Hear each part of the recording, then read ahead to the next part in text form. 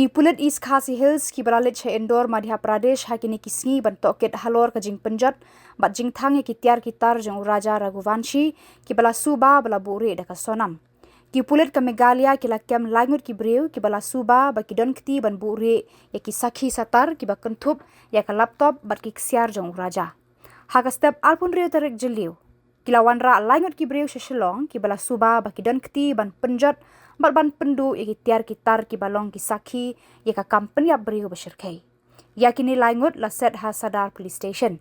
Ha Khubor med la ra ya ki Shillong Kashari district and session judge ban pan bor ban Tohkit benia ya ki halor ka jing suba don kti jong ki ban pendu pendam ya ki sabut jong ka jing sya penyap jong Raja Raghuvanshi.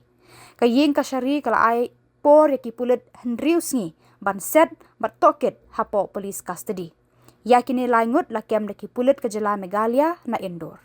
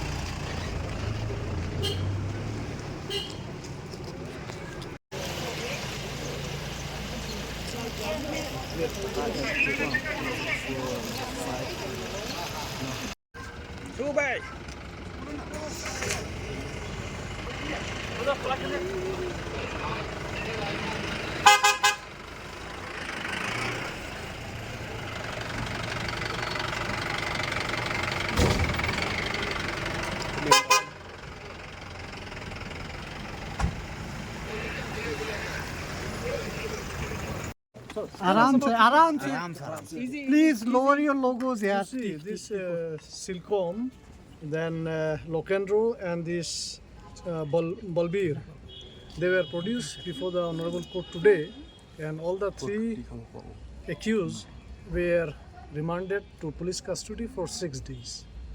Was there any defense from their side? Legal aid council they appeared. But not from Indore? No. Police had sought for how many days? Police sought for 8 days. Court has granted 6 days police custody. Any other observations from the court, sir, for the No. police? Thank you. Thank you.